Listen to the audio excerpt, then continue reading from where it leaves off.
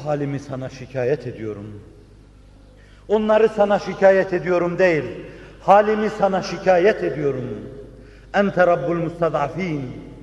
Zaafını idrak edenlerin Rabbisin sen. Bu arada ente Rabbi, sen benim de Rabbimsin. Beni terbiye eden, peygamberlikle serfiraz kılan, bu yolları bana gösteren, karanlık günlerimde bana ışık tutan, elimden tutan, bu handikaplar içinde sağa sola toslamadan beni belli bir noktaya getiren sensin. Mürebbim sensin.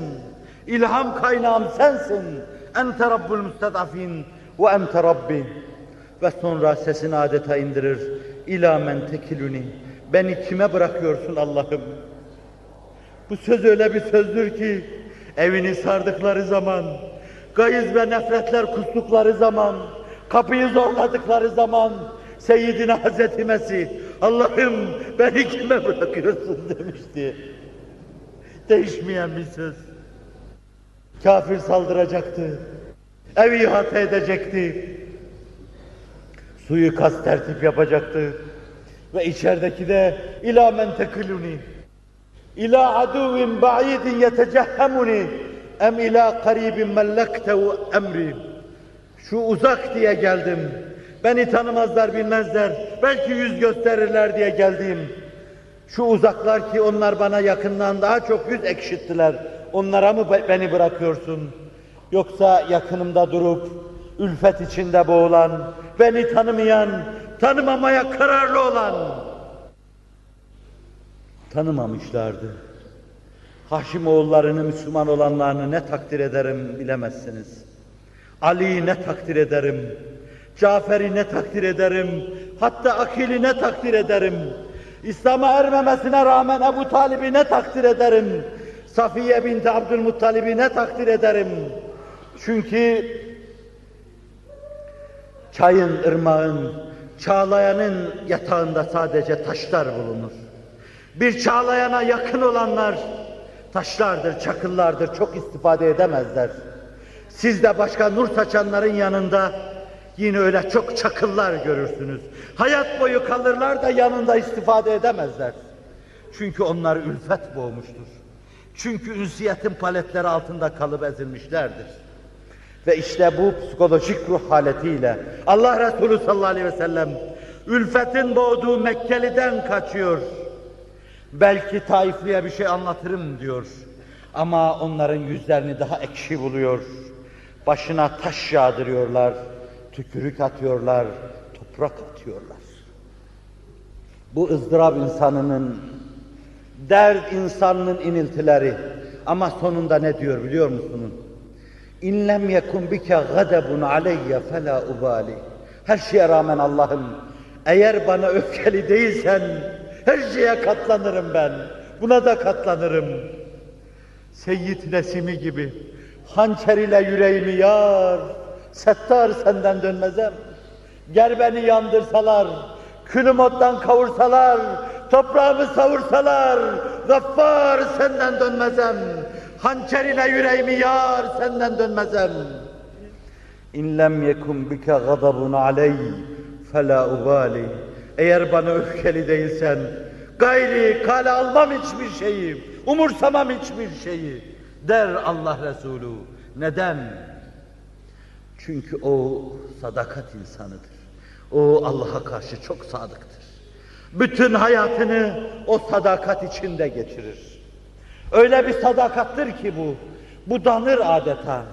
Etrafında filiz vermiş, fide vermiş, fide halinde meydana gelmiş, yüreğinin parçası, ciğerparesi varlıklar budanıp ondan alınırken Allah'a karşı ciddi bir sadakat hissiyle dişini sıkar ve dayanır.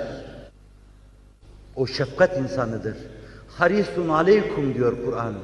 Harisun aleykum, size karşı çok hırslı. Beşbaşı mamur, Müslüman olmanız için yanıp tutuşuyor. فَلَعَلَّكَ بَاخِعُنْ نَفْسَكَ عَلَى آثَارِهِمْ. Neredeyse iman etmediklerinden ötürü arkalarından bakıp intihar edeceksin.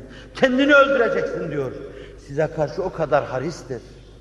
Öyle bir şefkati vardır ki onun, bir karıncanın ızdırabı eğer duyuluyorsa duysa, oturur ağlar onun başında.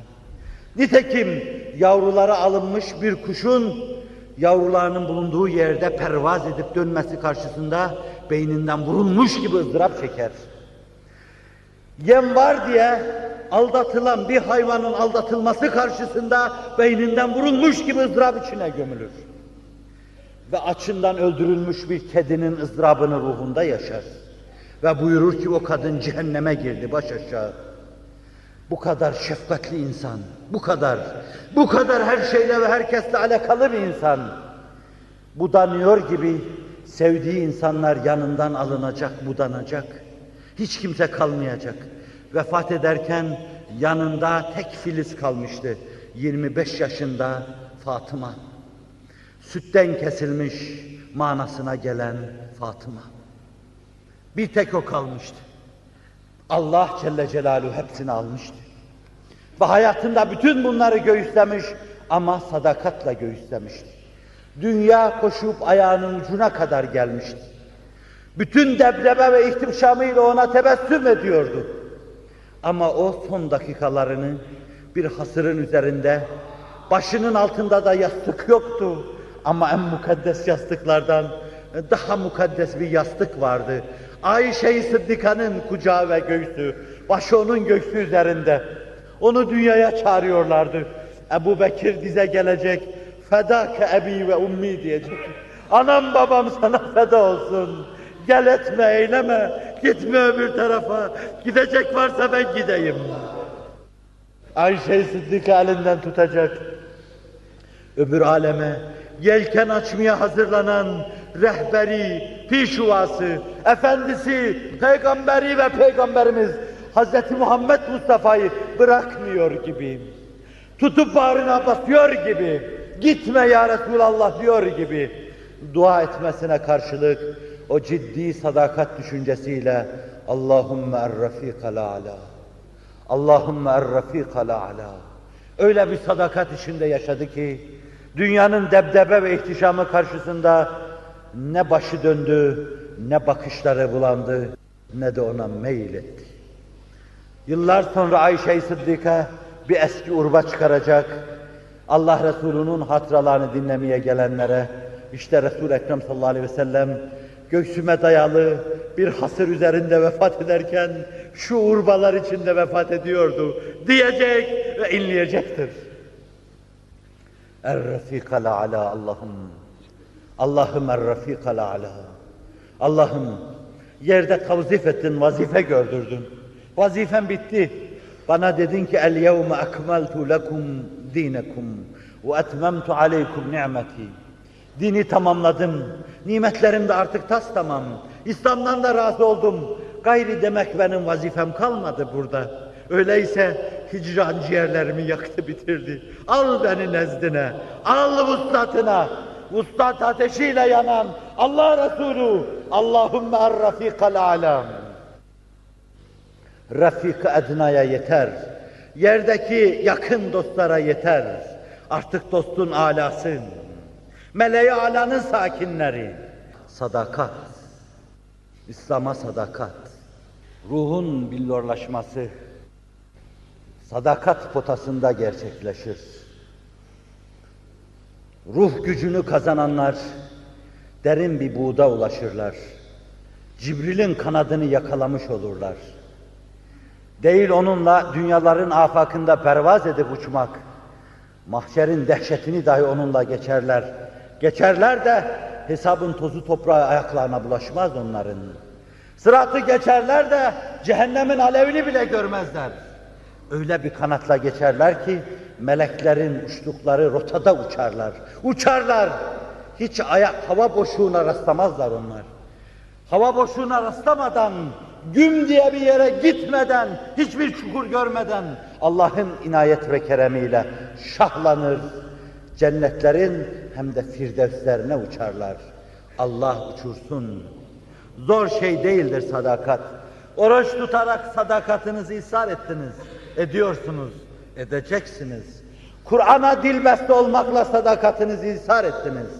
Onun uğrunda sizden can istense verir misiniz, vermez misiniz? 1000 canımız olsa feda olsun. Hakikati Kur'aniye'ye 1000 canımız olsa feda olsun.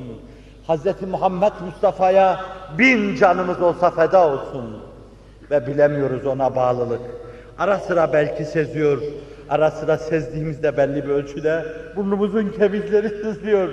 Allah'ım bunu terbiyesizlik sayıyorsan ben bir cisim varlığım, bir beden varlığım. Beden varlık, bedeni varlık, bedeni varlığa has şeyleri yapıyor. Seni de ara sıra anarken vallahi burnumun kemikleri sızlıyor.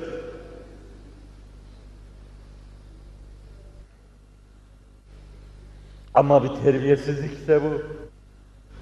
Ben bir terbiyesizim ama sen sultanlar sultanısın. Terbiyesizliğimi mazur gör.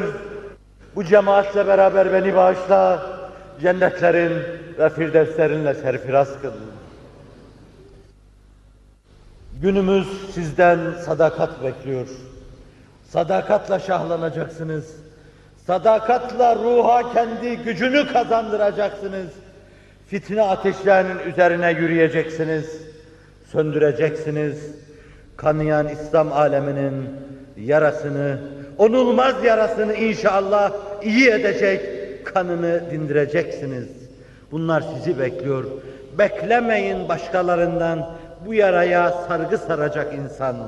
Beklemeyin başkalarından bu yangını söndürecek itfaiyeci. Zira aşağı yukarı 1-2 asırdan beri yangın devam ediyor. Ne kalkan var ne de koşan var. Kimse koşmadı. Akif'in Bülbül şiirini yazdığı günlerde eşin var, aşiyanın var, baharın var ki beklerdin. Kıyametler koparmak neydi ey bülbül, nedir derdin dediği, inlediği günlerde diriler imdada koşmadı, bari baba kalk sen koş der.